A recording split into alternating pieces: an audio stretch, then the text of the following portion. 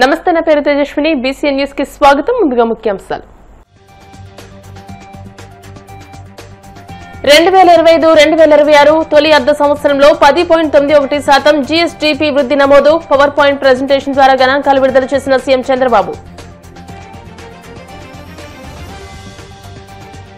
విమానయాన సంక్షోభానికి కేంద్ర మంత్రి రామ్మోహన్ నాయుడు అసమర్థతే కారణమన్న మాజీ ఎంపీ మార్గాని భరత్ తక్షణమే ఆయన్ని కేబినెట్ నుండి తొలగించాలని డిమాండ్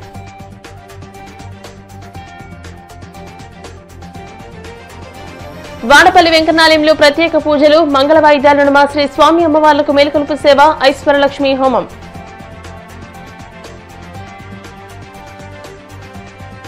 తెలంగాణ గ్లోబల్ సమ్మిట్ లో తొలి రోజే 2.43 లక్షల కోట్లకు పైగా పెట్టుబడులకు ఒప్పందాలు దావోస్ ను హైదరాబాద్ కు తీసుకొచ్చారంటూ ప్రశంసలు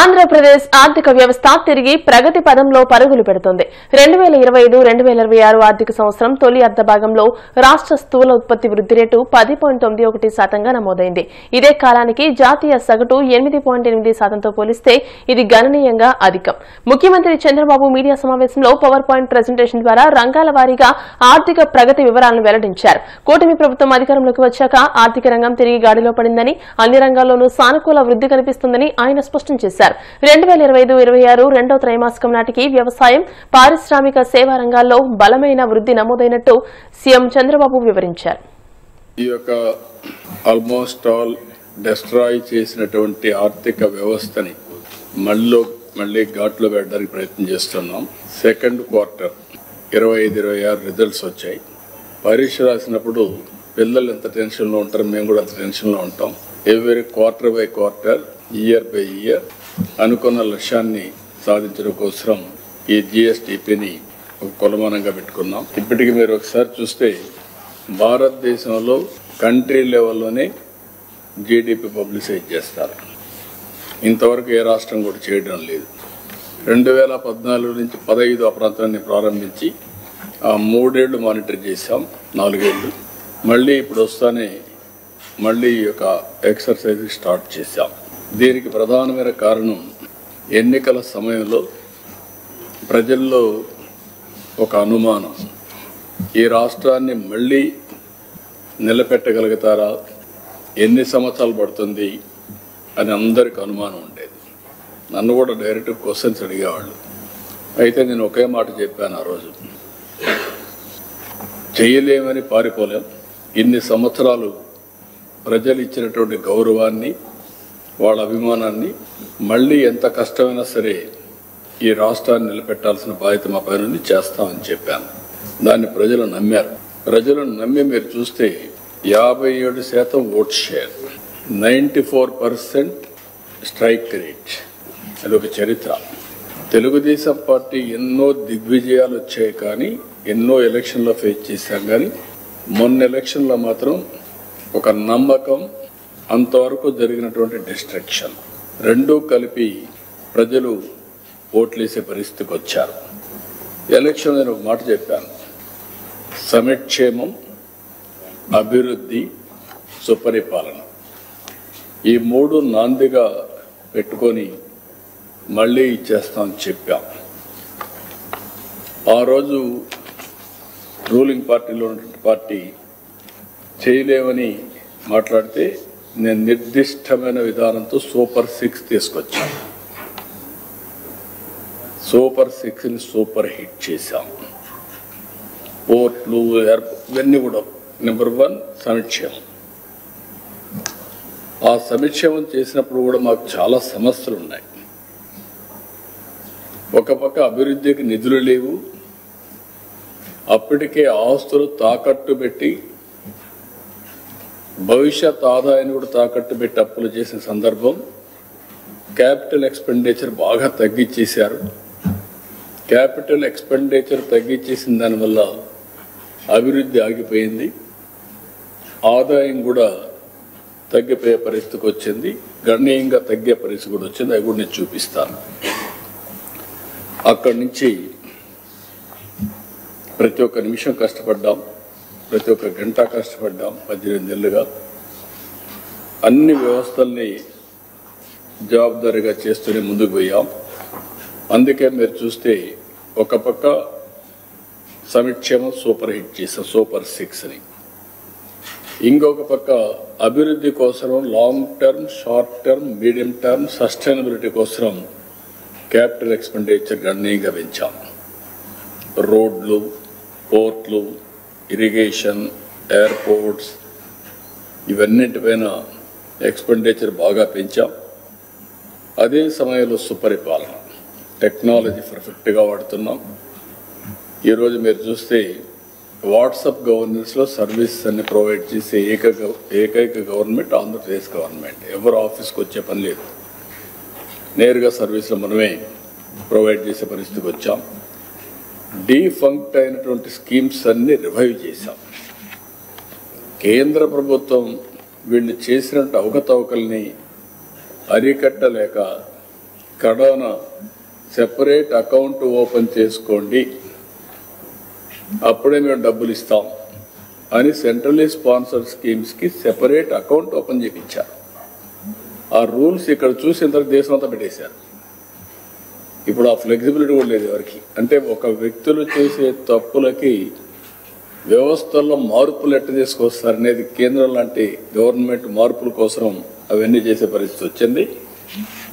నేను ఢిల్లీకి పోతే విష్ లిస్ట్ నేను ఇస్తే ఈ పనులు చేయమని అడిగితే వాళ్ళంత మునుపు మీరు ఇది చేస్తే ఇది చేయగలుగుతాం తప్ప లేకపోతే మేము హెల్ప్లెస్ అని నాకు ఒక విష్ లిస్ట్ వాళ్ళు ఇచ్చే పరిస్థితికి వచ్చారు.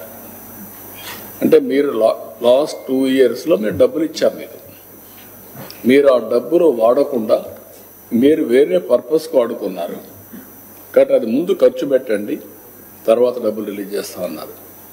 93 స్కీమ్స్ని మళ్ళీ రివైవ్ చేశాం.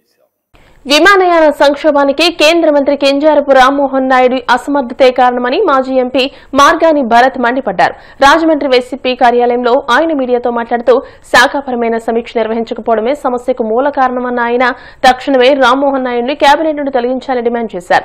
ఒకవైపు దేశవ్యాప్తంగా విమానాశ్రయాల్లో ప్రయాణికులు ఇబ్బందులు పడుతుంటే జాతీయ మీడియాలో లోకేష్ భజన చేస్తూ టీడీపీ అధికార ప్రతినిధులు తెలుగువారి పరువు తీశారని ఆక్షేపించారు. పర్యవసానాలు ఆలోచించకుండానే ఎఫ్డీటీఎల్ అమలు చేస్తూ పైలట్ల విశ్రాంతి సమయం 36 గంటల నుండి 48 గంటలకు పెంచడం వల్లే ఇండిగోలో పైలట్ల కొరతతో వందల సంఖ్యలో విమాన సర్వీసులు రద్దై సంక్షోభానికి కారణమైందని పేర్కొన్నారు.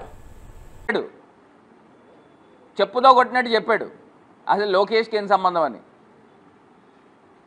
అంటే ఈ మాత్రం కూడా జ్ఞానం లేకుండా అక్కడ నిజంగా ఎన్ని ఇన్సిడెంట్స్ జరిగినాయి అంటే అండి, ఇప్పుడు ఇందులో ప్రధానంగా ప్రజలందరూ కూడా అబ్జర్వ్ చేయాల్సింది ఏంటంటే, ఇప్పుడు పైలట్స్ ఎవరైతే మీరు ఫ్లై చేస్తున్నారో వాళ్ళకి ఎంత ఫెటీగ్ వస్తుందండి. పైలట్స్ ఫెటీగ్ ఇప్పుడు నిజంగా అక్కడ ఎయిర్పోర్ట్స్లో అవుట్రేజ్ అవుతూ ఉంది, ప్రజలందరూ కూడా అవుట్ బర్స్ట్ అవుతూ ఉన్నారు. మరి ఫ్లైట్ని ఫ్లై చేసేవాళ్ళు వాళ్ళు కూడా మనుషులే కదా, మరి వాళ్ళకి ఎంత మెంటల్ పీస్ ఉండాలి. అసలు ఇది ప్యాసింజర్ సేఫ్టీ పాయింట్ ఆఫ్ వ్యూలో ఎంత పెద్ద బ్రీచ్ అండి ఇది, ఆ మాత్రం తెలియట్లేదా? ఇప్పుడు నిజంగా ప్రజలందరూ కూడా కొన్ని లక్షల మంది ప్రజలు కొన్ని వేల ఫ్లైట్స్లో ప్రయాణం చేస్తూ ఉంటే అక్కడ తీసుకొచ్చి గత వారం రోజుల నుంచి కూడా ప్రతి ఎయిర్పోర్ట్లోనూ ధర్నాలు చేస్తూ ఉన్నారు, గొడవలు చేస్తూ ఉన్నారు. మరి అలాంటి పరిస్థితుల్లో ప్యాసింజర్స్ సేఫ్టీని గాలికి వదిలేశారు. ఇప్పుడు ఫ్లై చేసేవాళ్ళు ఎవరు? మనుషులు. వాళ్ళు టేక్ ఆఫ్ కానీ ల్యాండింగ్ కానీ స్మూత్గా జరగాలి, ఒక మెంటల్ పీస్తో జరగాల. మరి వీళ్ళు తీసుకున్న తుగ్లక్ నిర్ణయాలు అంటే పీరియాడిక్ రివ్యూలు చేయకపోవడం వలన ఈ యొక్క డ్యామేజ్ వచ్చింది. మరి వాళ్ళకి ఎంత పైలట్స్కి ఫెటీగ్ ఎంత వస్తుందండి, వాళ్ళకి మెంటల్ టెన్షన్ ఎంత ఉంటుంది, ఆ మాత్రం తెలియట్లేదా? ఒకవేళ జరగకూడని ప్రమాదం ఏదైనా జరిగితే ఎవరు సమాధానం చెప్తారు? ఈ రీల్స్ మంత్రి సమాధానం చెప్తాడా? ఎవరు చెప్తారండి? మొన్నే అహ్మదాబాద్లో ఘటన జరిగింది, దానికి సంబంధించి ఇప్పుడు దాకా ఏముందనేది ప్రజల ముందు పెట్టాలా? అసలు కారణం ఏం జరిగింది, అసలు ఎందుకు ఫ్లైట్ కూలిపోయింది, దానికి సంబంధించిన ఆ ఘటనకు సంబంధించిన కారణాలు ఇప్పుడు దాకా పబ్లిక్ డొమైన్లో పూర్తి స్థాయిగా పెట్టాల. అది మరొక ముందే ఇవాళ తీసుకొని వచ్చి ఫ్లైట్ రెగ్యులేషన్స్ తీసుకుని వచ్చారు, బాగానే ఉంది. పీరియాడిక్ రివ్యూ ఏది నాయనా? ఇక్కడే కదా మీకు తెలిసిపోతుంది మీ సామర్థ్యత ఏంటనేది. అక్కడ ప్రపంచ దేశాల నుంచి రష్యన్ ప్రెసిడెంట్ భారతదేశంలో ఉంటుండగా మరి ఇంత దారుణమైన ఇన్సిడెంట్ భారతదేశ ఎయిర్పోర్ట్స్ అన్నీ కూడా జరుగుతూ ఉన్నాయి. అంటే భారతదేశం పరువు పోయినట్టు కాదా ఈ యూజ్లెస్ మినిస్టర్ వలన, ఇన్కాంపిటెంట్ మినిస్టర్ వలన? కేవలము అందులో తెలుగోడంట, సిగ్గు కూడాను. ఇన్కాంపిటెన్సీ ఇక్కడ ఏంటనేది క్లియర్గా కనబడతా ఉంది. కేవలం మిస్టేక్ ఏంట్రా అంటే లైట్గా తీసుకున్నాడు. పీరియాడిక్ రివ్యూ చేయకపోవడము ఇది ప్రధానమైన లోపం. నెంబర్ 2, ఫేజ్డ్ మేనర్లో ఇంప్లిమెంట్ చేయాలి. మీరు ఇంప్లిమెంట్ చేసేది ఏదో ఫేజ్డ్ మేనర్లో ఇది కంప్లీట్ అయిన తర్వాత నెక్స్ట్ ఫేజ్ తర్వాత నెక్స్ట్ ఫేజ్. మీరు సంవత్సరంన్నర టైం ఇచ్చారండి ఈ FDTL నార్మ్స్ని ఫాలో కావాలి అని చెప్పి. మరి దీనికి సంబంధించి పైలట్స్ ఉండాలి కదా. మరి పైలట్స్ని ఎంతమందిని హైర్ చేసుకున్నారు? ఆ పైలట్స్ ఈ పలానా 3 monthsకి 150-200 మంది పైలట్స్ని హైర్ చేసుకున్నాము. పోనీ ఇండియాలో లేరు ఆ కాంపిటెన్సీ ఉన్నవాళ్ళు, మేము వేరే దేశాల నుంచి తెచ్చుకున్నాము. ఇవన్నీ కూడా పీరియాడిక్ రివ్యూ చేయాలి కదా. ఎందుకు చేయలేదు? అంటే మీరు అంత లైట్గా తీసుకున్నారా? అంటే భారతదేశంలో ప్రజల ప్రాణాలని ఇంత లైట్గా తీసుకున్నారా?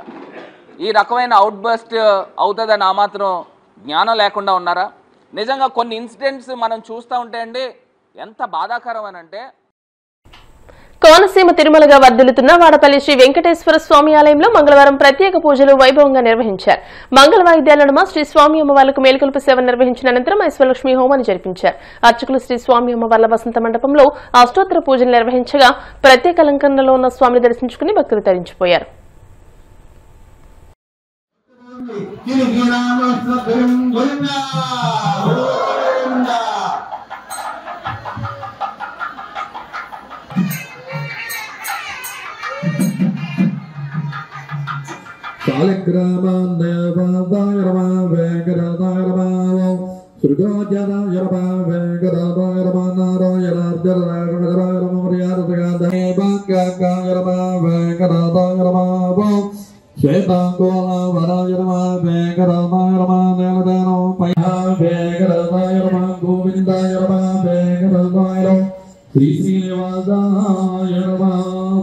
ओम प्रगत्ये नमः ओम विगत्ये नमः सुरेना सर्वात्मवेताय नाना विरोधसेना अशोकरावण भुजं सुपयामि येडगलवारा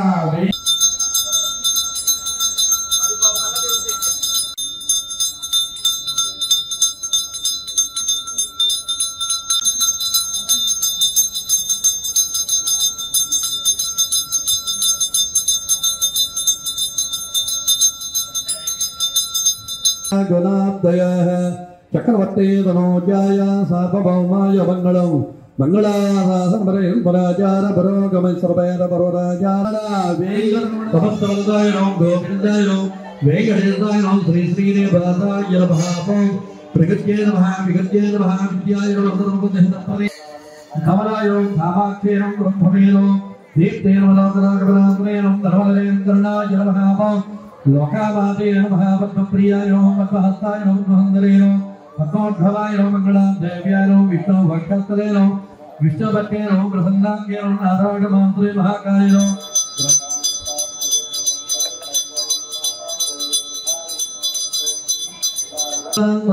श्रीनिवासाय मंगलम मंगलम गहनयंदराय वहनीय गुणात्रये चक्रवर्ती नमोजाय सार्वभौमाय मंगलम मंगलार्घयायास्तु मंगलम येडगणवाड वेंकटरमण गोविंद गोविंद अवद्बंधव अनारोचक गोविंद्राय नमः त्रिगिणवर ब्रह्मणे नमः श्री विष्णुनाम संवत्सरमु दक्षिणाय नमो कमंदरमु మార్గశ్రమాతము కృష్ణపక్షము ఈ రోజు తిది పంచమి వాసరము అని చెప్పేసి స్వాగతం పలుకుతూ ఆ కథానంతరం స్వామివారికి 16 షాడశ ఉపచారాల్లో 10 ఉపచారాలు జరపబడ్డ నిజమెత్తనైన పాదాలని సాధన పూర్వకంగా వందన పూర్వకంగా ఆయన యొక్క పాదాలు గడిగిన తర్వాత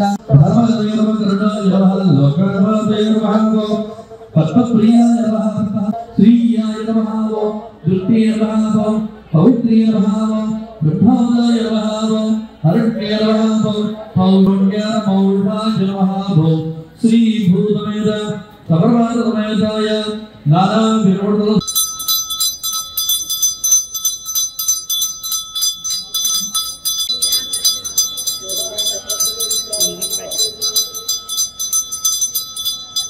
महाय गुणाब्दय चक्रवर्ती तनोजायः सार्वभौमाय मंगलं मंगलं।